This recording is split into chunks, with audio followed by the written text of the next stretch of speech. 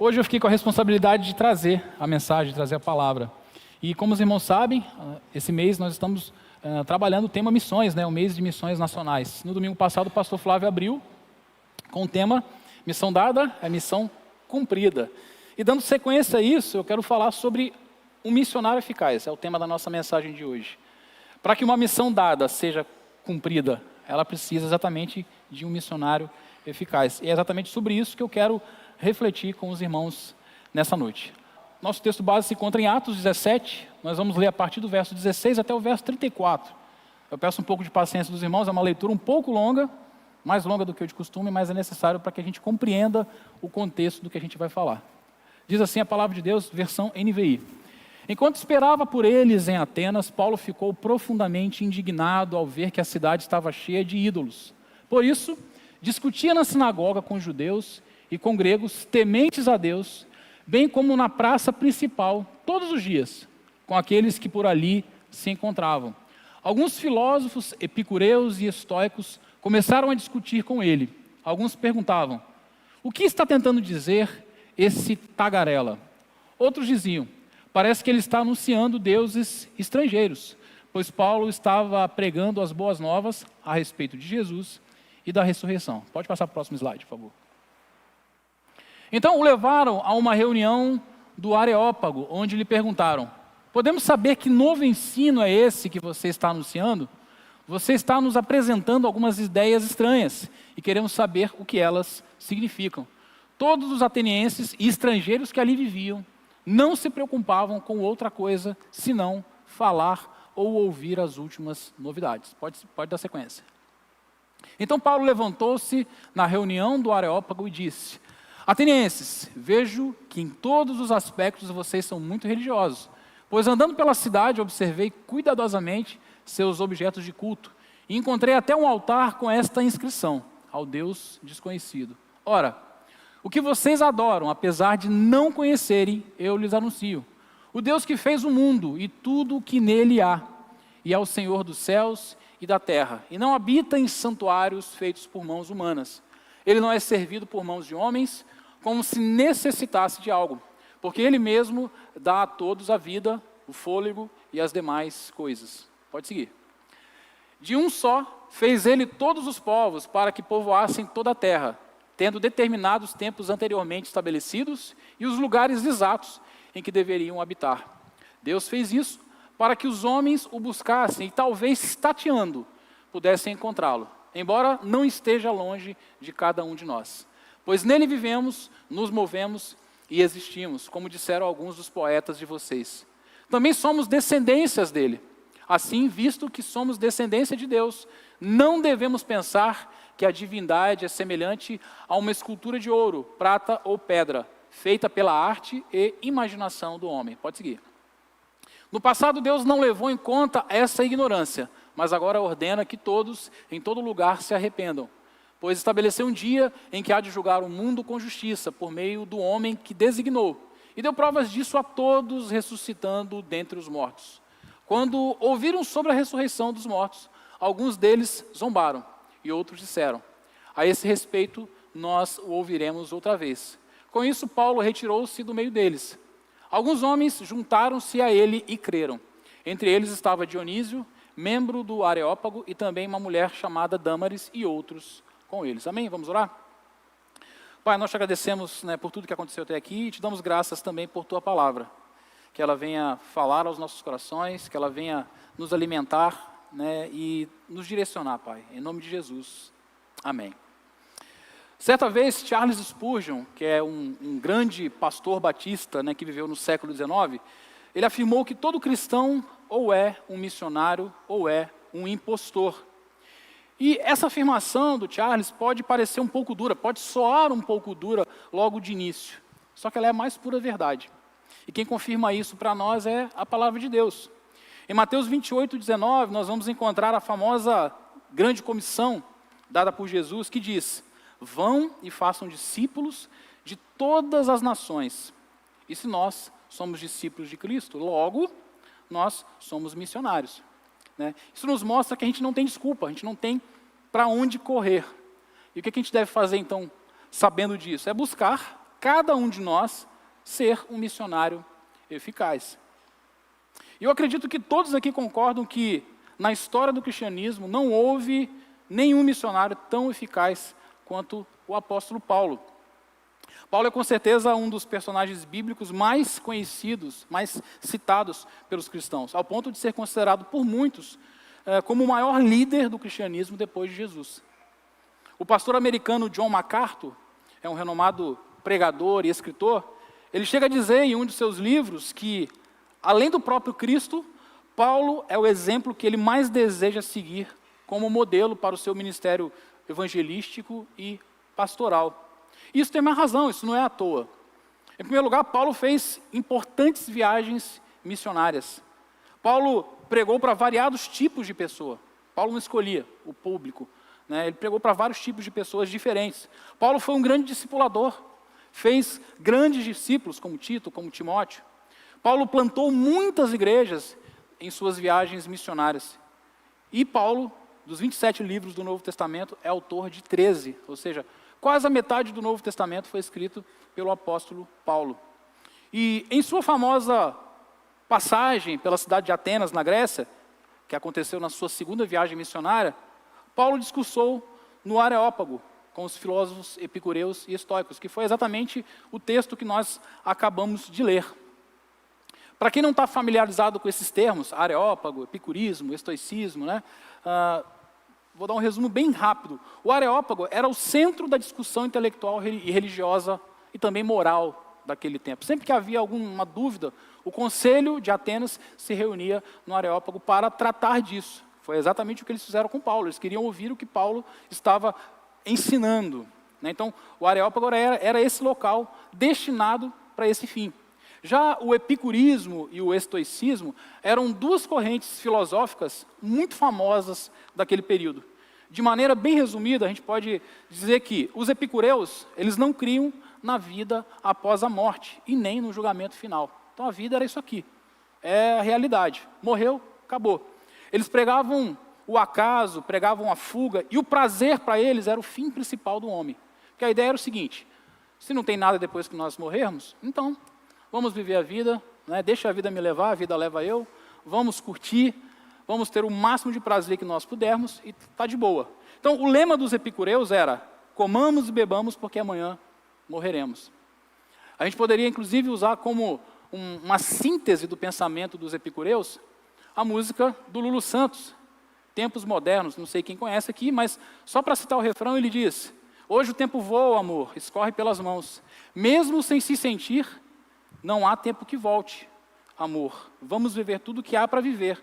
Vamos nos permitir. E quando você pega para analisar cada estrofe da letra, você percebe que ela é a filosofia epicurista completa, né? Prega exatamente o prazer como algo principal, né, da vida do homem.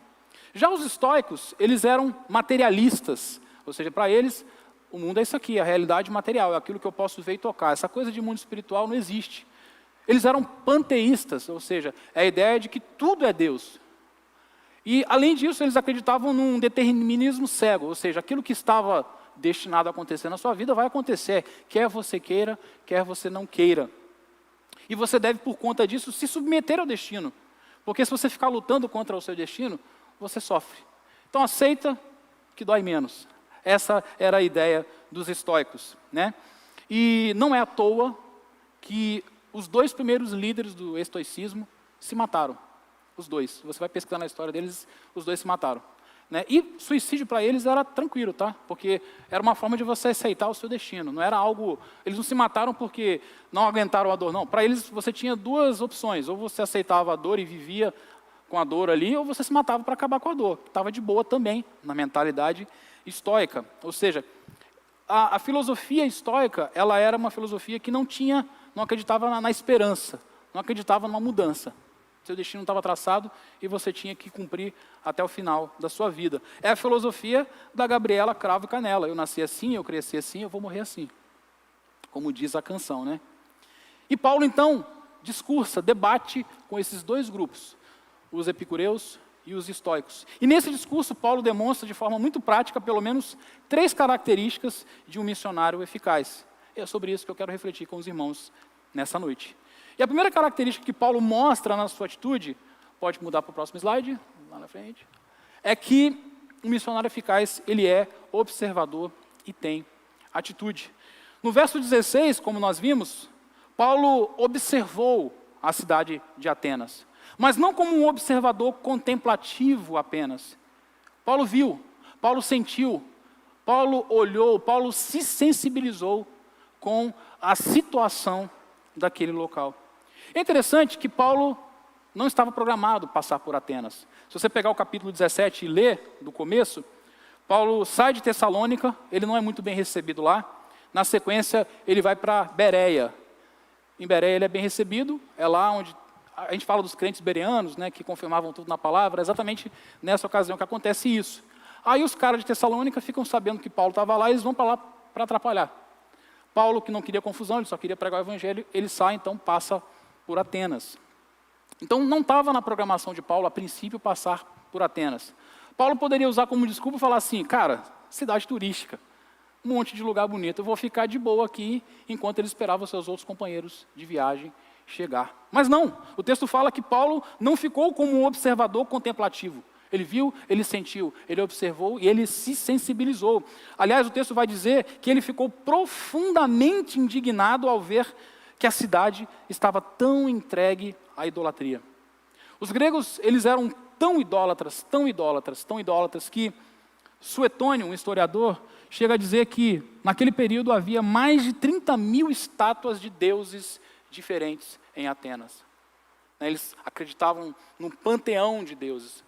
E eles ofereciam sacrifícios para esses deuses, no intuito de aplacar a ira dos deuses. Quando eles queriam que algo de bom acontecia, eles faziam sacrifícios para um determinado deus, eles criam dessa maneira, né? E eles eram tão politeístas que chegavam a ter mais de 30.000 estátuas, como vai dizer Suetônio. Plínio vai afirmar que era mais fácil encontrar um deus do que uma pessoa na cidade. Porque as pessoas sumiam no meio de tantos deuses. E por conta disso você vai encontrar então o altar ao Deus desconhecido, que Paulo exatamente usa como ponto de contato para iniciar a sua mensagem. Quem era esse Deus desconhecido? A ideia dos gregos era o seguinte, vai que tem um Deus que a gente não conhece, vai que está faltando um, então vou botar aqui o altar ao Deus desconhecido, a gente adora ele, a gente oferece um sacrifício para ele, mesmo não sabendo quem ele é, e assim a gente aplaca a ira deles. Essa era a mentalidade deles. E Paulo fica profundamente indignado com o que ele vê, com o que ele percebe. A Almeida Revista Atualizada descreve que o espírito de Paulo se revoltava em face da idolatria dominante na cidade. Ou seja, a situação daquelas pessoas incomodou profundamente o apóstolo Paulo. Paulo não olhou e continuou a vida dele de boa, não. Aquilo incomodou. Caramba, que cidade idólatra, que povo idólatra. Por conta disso, na sequência, o verso 17 vai dizer que ele discutia na sinagoga com os judeus e com os gregos. Ou seja, Paulo não apenas esteve atento, observando o que estava acontecendo. Paulo não apenas se incomodou com aquilo, mas partiu para a ação. Começou a falar, começou a pregar, começou a ensinar da maneira correta. E aquilo gerou um burburinho que chega nos homens, nos sábios, nos intelectuais daquela época. E ser um missionário eficaz começa exatamente com uma observação atenta do ambiente e das pessoas que se encontram ao nosso redor.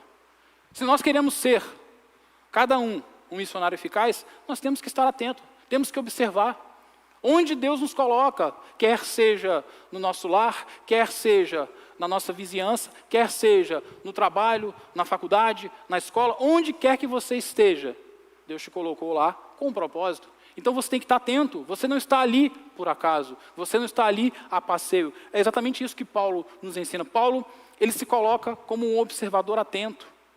Ele mostra que é preciso sentir compaixão pelo estado em que as pessoas se encontram e, ao mesmo tempo, ter alguma atitude, fazer algo na intenção de alertá-los.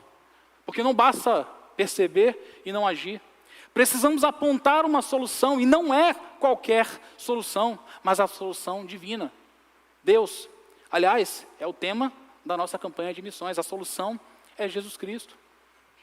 Ontem nós fizemos um evangelismo na Praça de Araçás, foi muito legal, e o Túlio deu a palavra, uma palavra muito boa, e em determinado momento ele falou algo que ficou gravado na minha memória. Ele falou assim, muitas pessoas estão passando aqui ao nosso redor e elas têm fome de algo, elas têm sede de algo, e nós temos a solução. Nós temos aquilo que vai matar a fome dessas pessoas, nós conhecemos a solução é Jesus Cristo. Né? E muitas vezes nós nos esquecemos, nós nos omitimos, nós nos acomodamos. Quantas vezes Deus nos dá uma oportunidade de falar do seu amor para alguém, nos ambientes que nós frequentamos, e por alguma razão nós não fazemos. São tantas razões. Omissão, porque sentimos vergonha, não queremos ser identificados como cristãos. Não quero que ninguém saiba que eu vou na igreja, não. Ou sei lá, qual seja a razão. Mas Paulo nos ensina aqui que nós temos que ser observadores, atentos e partir para a prática. Paulo nos ensina que temos que estar atento e partir para a ação. Assim como ele escreveu ao seu amado discípulo Timóteo, ele vai dizer, pregue a palavra, esteja preparado a tempo e fora de tempo, repreenda, corrija, exorte com toda a paciência e doutrina. Essa deve ser a nossa postura, se nós entendemos que somos discípulos de Cristo, porque se nós somos discípulos de Cristo, somos, portanto, missionários. Mas não basta estar atento e partir para a ação, pois além de observar e ter atitude, um missionário eficaz, pode passar para o próximo slide, ele contextualiza e prega de forma fiel. Uma coisa que chama a atenção aqui é que o mesmo Paulo que se sentiu indignado com a idolatria dos atenienses, ele não chega com 2 pés na porta. Ele não chega botando o dedo na cara daquelas pessoas. Quando ele é chamado ao Areópago para falar, o que você está pregando aí, cara? Fala aí.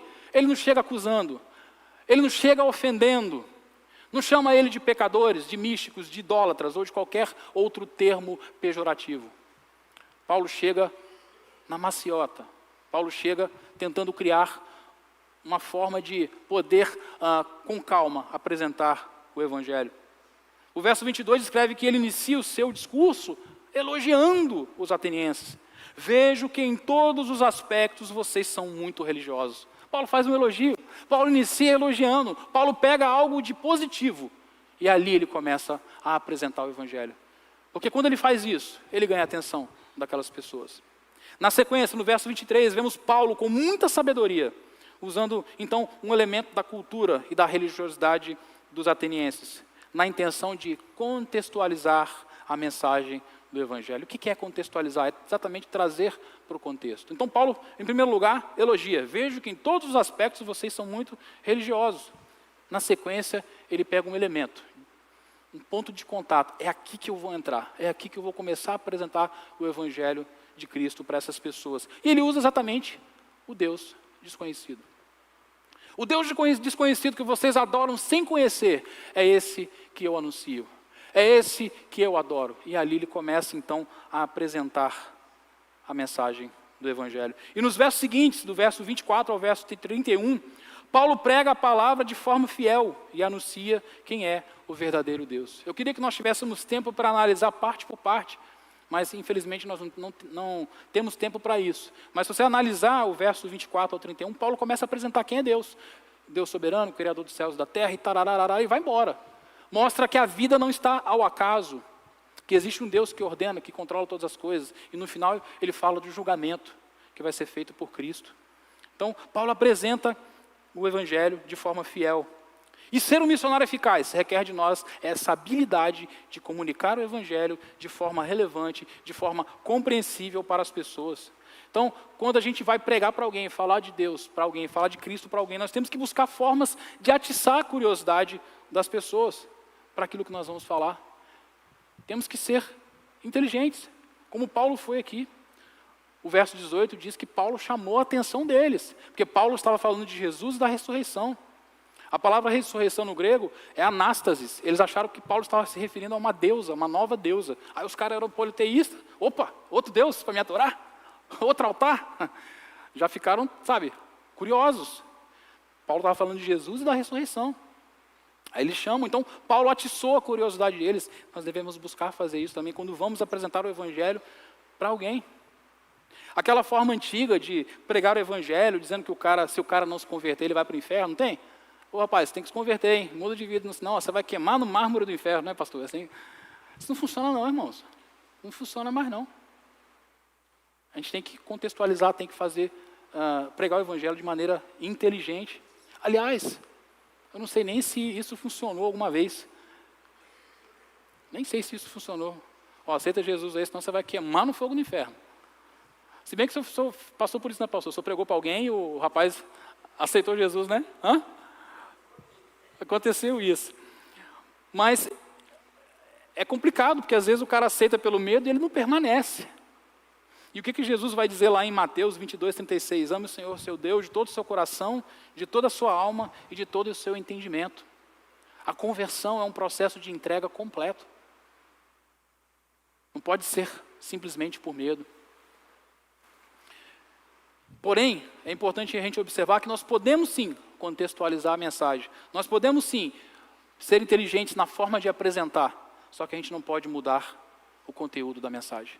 Nós podemos mudar a forma, mas nunca o conteúdo. É o que Paulo faz aqui. Ou seja, podemos usar diferentes ferramentas para anunciar o evangelho, mas não podemos comprometer a mensagem da salvação de Cristo. E é exatamente o que Paulo faz aqui do verso 24 ao verso 31.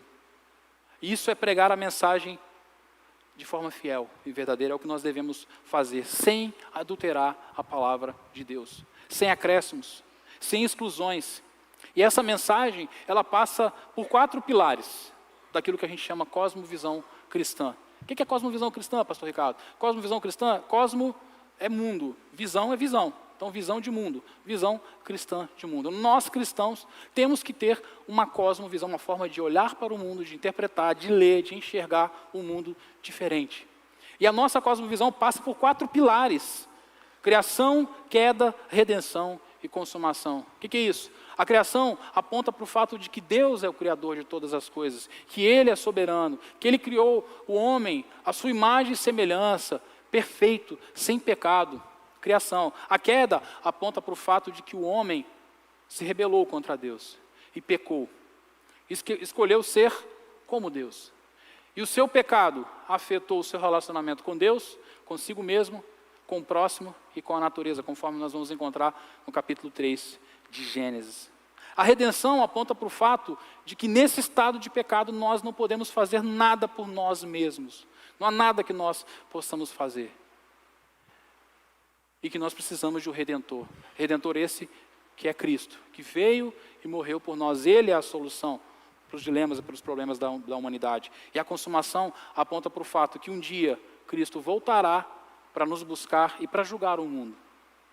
Então, a cosmovisão cristã aponta para esses 4 pilares. Quando nós vamos apresentar o Evangelho, nós temos que lembrar desses detalhes e apresentar dessa maneira. E se você pegar o discurso de Paulo aqui, você vai encontrar esses 4 pilares muito bem observados. Então a gente tem que dar atenção para isso. Mas além de observar e ter atitude, além de contextualizar e pregar de forma fiel, um missionário eficaz tem consciência de que é Deus quem faz. Pode passar para o próximo slide. Os versos 32 a 34 descrevem a reação das pessoas após ouvirem Paulo. O verso 32 vai dizer que uns zombaram, outros não deram importância. Então, uns tiraram sarro da cara de Paulo, outros não deram importância. O verso 34 vai dizer que alguns homens juntaram-se a ele e creram. Entre eles, Dionísio, membro do Areópago, e uma mulher chamada Dâmaris. E sabe qual foi a atitude de Paulo? Nenhuma. Virou as costas e foi embora. Pregou, quem ouviu, ouviu, quem aceitou, aceitou, quem não aceitou, não aceitou. Não é problema meu. Essa foi a mentalidade de Paulo. Ele virou, foi embora. Simplesmente se retirou do meio deles. Isso nos mostra algumas coisas. Em primeiro lugar, que a mensagem do Evangelho sempre provocará diferentes reações nas pessoas. Saiba que quando você pregar o Evangelho, alguns vão te ridicularizar. Vão te chamar de... Então dizem que sou louco. Vão te chamar de louco. Vão te chamar de, sei lá, de viajante, vão te chamar de pirado. Enfim, vão te chamar de vários termos. Vão te rotular. Vai ter gente que vai fazer isso. Outros não vão dar a mínima atenção. Você vai estar falando de Jesus lá, vai estar apresentando o Evangelho, e vão virar as costas, vão continuar vivendo a vida deles como se nada tivesse acontecendo. Mas sempre terão aqueles que serão tocados de alguma forma. A palavra de Deus nunca volta vazia, conforme diz o profeta Isaías, no capítulo 55, verso 11. Quando você lança a semente, em algum lugar ela vai tocar. Foi o que aconteceu aqui com Paulo. Paulo pregou para uma audiência grande. Havia ali um conselho, muitas pessoas pararam para ouvir a Paulo. Mas o texto só cita 2 nomes, Dionísio, Dâmaris e alguns. Não fala nem quem são esses alguns, mas se cita Dionísio e Dâmaris, provavelmente eram pessoas que tinham alguma importância maior. Mas era um número pequeno, se a gente parar para pensar no número de pessoas que provavelmente estavam ouvindo Paulo ali no Areópago. Nós, como missionários, devemos ter em mente que o nosso papel é anunciar o Evangelho. Nós não temos o papel de convencer, porque quem faz isso é o Espírito Santo. Nosso papel é convidar as pessoas a se entregar a Cristo. É falar, é anunciar. E o resto a gente tem que deixar com o Espírito Santo de Deus. Fomos chamados para pregar, não para convencer as pessoas. Quem faz isso é o Espírito Santo de Deus. Mas não podemos deixar de anunciar. Não podemos deixar de falar. E quando a gente entende isso, fica muito mais fácil, porque não está comigo. O meu papel é só ser arauto. O arauto, na época dos reis, era aquele que anunciava a mensagem do rei. E, inclusive, é um dos termos que a Escritura usa para aqueles que anunciam. Somos arautos. Paulo vai usar esse termo. O arauto, ele só anuncia, ele fala. O conteúdo da mensagem não é problema dele no sentido de... Ele tem que anunciar a mensagem. O papel dele é anunciar de maneira fidedigna, de maneira fiel. Porque se o arauto anunciasse alguma coisa diferente do rei, ele tinha problema com o rei. Mas a responsabilidade da mensagem é do rei. O rei entregou a mensagem para nós compartilharmos, para nós falarmos. O resto é com o Espírito Santo de Deus. E com a pessoa, obviamente. O Hernando Dias Lopes vai falar que algumas pessoas ficam preocupadas quando pregam a mensagem e às vezes acham assim, eu preguei, mas eu não obtive sucesso. Aí ele fala que não existe insucesso ao se pregar a mensagem. A mensagem de Deus, sempre que ela é pregada, você obtém sucesso, porque a mensagem da palavra de Deus, do Evangelho, ela tem dois lados, né? É como se fosse uma moeda com 2 lados. Ela traz salvação, mas ela condena. Se ela não salvou, ela condenou. Aí é duro a gente ouvir isso, mas é uma verdade. Mas então, para alguma coisa ela serviu, ou para salvar e para condenar. Mas condenou, e aí? Não é problema meu, não é problema seu. Claro, nós queremos, assim como a palavra fala sobre Deus também, Deus não quer que nenhum pecador se perca, mas tem a decisão da pessoa, tem a escolha dela.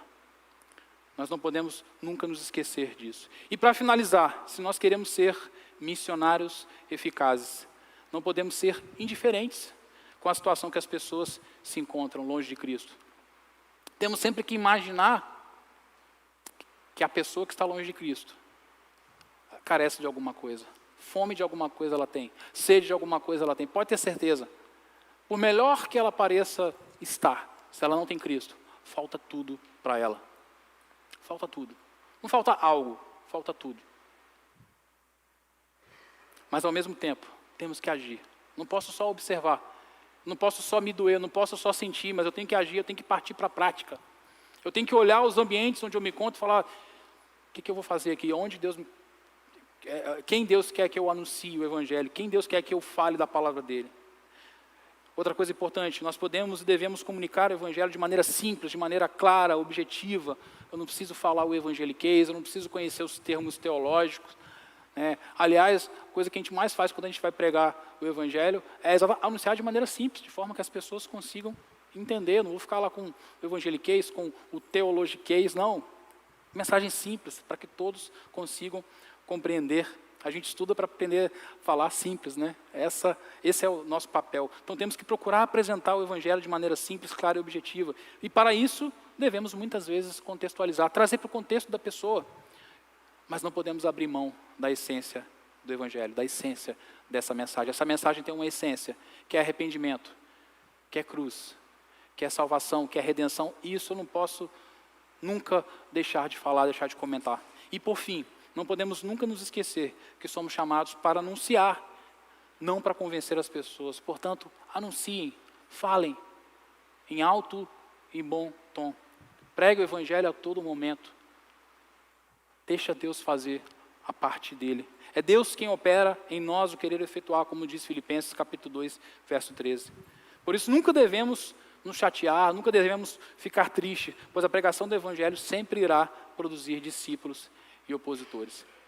E antes da gente finalizar, eu quero inclusive compartilhar uma experiência que eu passei alguns anos atrás. Certa vez eu fui convidado para pregar numa igreja, e aquele dia, eu não sei porque, eu não estava muito legal da cabeça, não tem quando você acorda meio viajante assim, não está muito legal, eu estava meio acelerado, não estava conseguindo organizar o raciocínio. E eu preguei na igreja, mas eu saí assim, péssimo. Eu acabei de pregar e falei, caramba, que nunca fiz uma pregação tão ruim na minha vida. Eu sou ruim pregando, mas hoje eu caprichei, eu pensei, né? E eu fui embora. Aí algumas pessoas falaram comigo que foi bom, que foi bênção e tal. Aí Sara me perguntou se ela estava comigo, foi lá em Santa Teresa.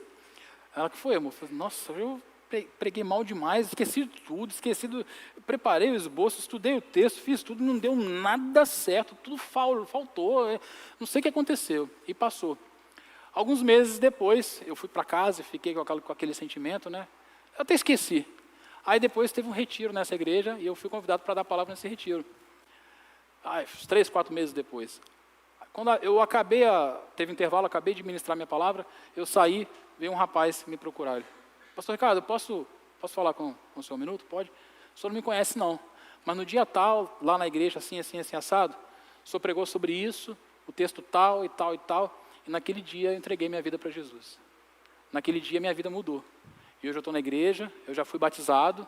Aí contou a história dele toda. Eu fiquei assim, ó, caramba.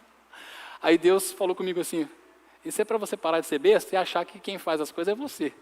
Continua achando que você não é nada, porque você não é nada mesmo, entendeu? Que é eu que faço.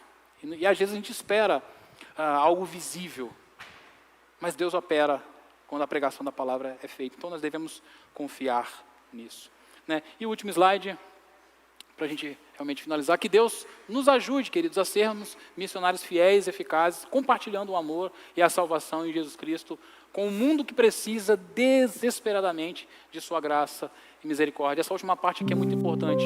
Nós estamos em um mundo que precisa desesperadamente da graça, da misericórdia de Deus. Eu quero te convidar a se colocar de pé. Eu quero que você reflita sobre tudo o que foi falado aqui nessa noite. Essa é uma mensagem de confronto, é uma mensagem que nos leva a pensar o que você tem feito com aquilo que Deus te deu, com o seu chamado. Hoje na EBD eu até falei que algumas pessoas às vezes dão a desculpa que não pregam, que não falam do amor de Deus, porque entendem que não tem um chamado missionário. E todos nós temos um chamado missionário. Talvez você não tenha um chamado missionário para ir para a África ou para ir para algum estado aqui do Brasil, para sair da sua região. Mas você tem um chamado missionário, sim, eu tenho, nós temos, de pregar onde quer que Deus nos coloque. Então eu quero que você reflita sobre isso. Eu quero que nesse momento você, quando o Gessi vai tocar uma canção, você reflita, pense nos lugares onde você está. Peça a Deus exatamente nesse momento, Senhor, quem o Senhor colocou perto de mim para eu falar do teu amor e eu às vezes não me apercebi. Mostra, Senhor. Coloque-se na dependência do Espírito Santo de Deus nesse sentido. Sonda-me, Senhor, e me conheces. Quebranta o meu coração. Transforma-me conforme a tua palavra. Enche-me que até que em mim se ache só a ti. Então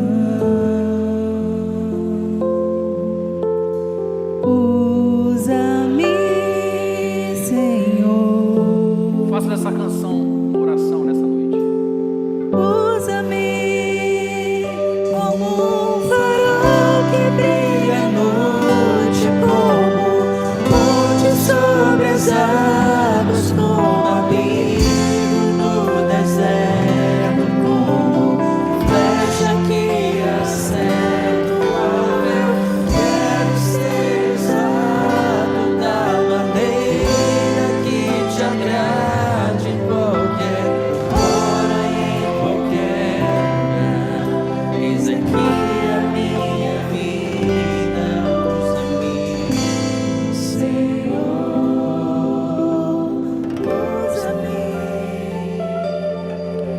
sei se você percebeu, mas no vídeo de abertura, que foi eu, não sei se você sabe, era eu no vídeo de abertura. Eu não sabia que ia passar o vídeo hoje. No finalzinho do vídeo, gravei esse vídeo tem muitos meses, eu nem lembrava o que eu tinha falado. Aliás, eu não tinha nem gostado do vídeo, eu tinha pedido até para o Dodô para não passar. Mas amém, Deus sabe todas as coisas e Dodô colocou na programação. E no finalzinho do vídeo eu parabenizo a Aibara. E eu falo assim, que a Aibara possa ser um farol. Eu não tinha escolhido música para colocar no final da pregação. O Jessica me procurou hoje após a EBD. E ele falou assim, o que você acha de cantar essa música? Aí na hora que eu vi o vídeo, eu falei, eu não lembrava que eu tinha falado isso. Eu não sabia nem que eu ia pregar hoje. Eu não acredito em acaso, eu acredito que Deus está no controle de todas as coisas, como Paulo falou aqui nesse texto. Né? Então, a gente vai repetir mais uma vez a primeira estrofe e o refrão. E eu quero te convidar a fechar os seus olhos, é orar em torno disso. Né? Que peça a Deus, clame que Ele possa te colocar realmente como um farol, que aponta para Cristo, que ilumina, né? Que traz esperança onde quer que você esteja.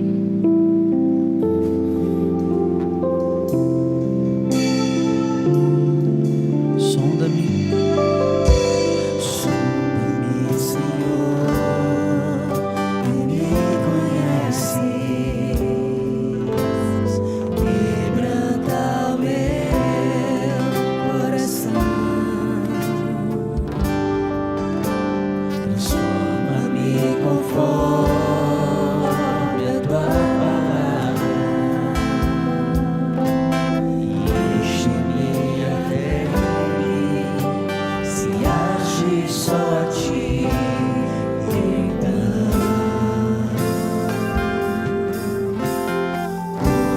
usa-me, Senhor,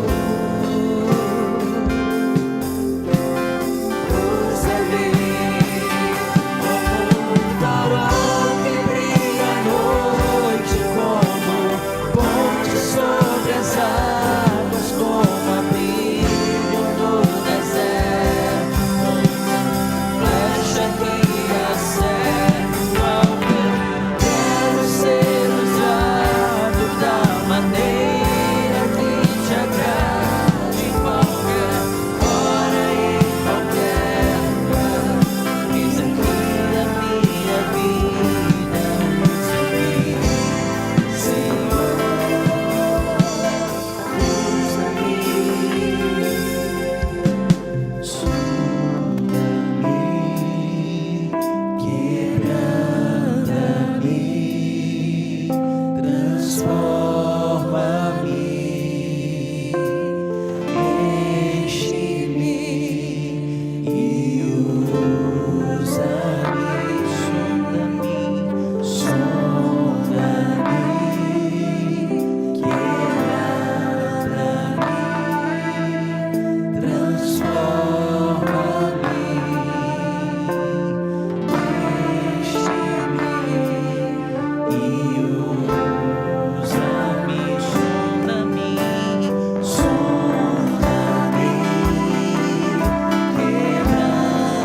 quebranta-me, transforma-me,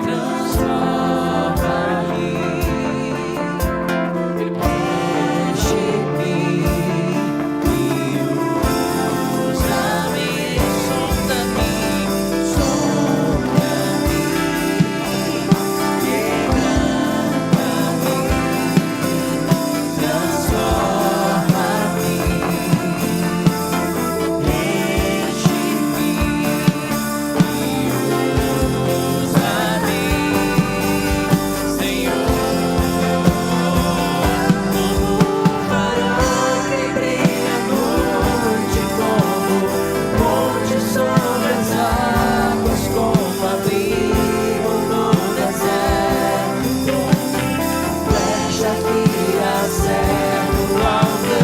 Quero ser usado da maneira que te agrade, em qualquer hora e em qualquer lugar.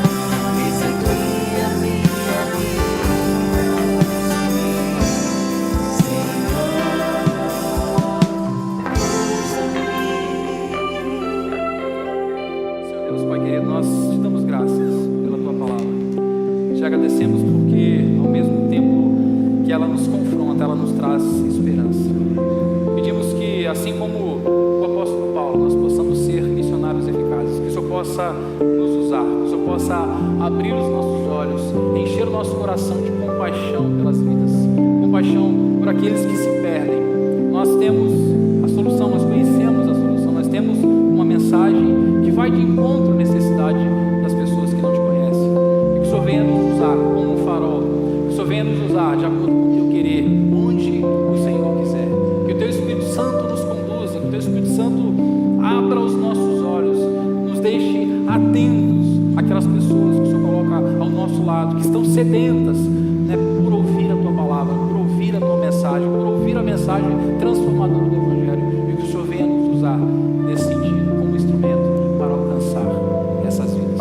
Te agradecemos por mais essa reunião, por mais esse culto, né, pelo privilégio de poder estar junto aqui, Senhor Deus, com a tua igreja, para adorar o teu santo nome, para orar, para cantar louvores a ti, para te render graças. Né? E agora, que a graça soberana de Jesus, que o amor de Deus, nosso Pai,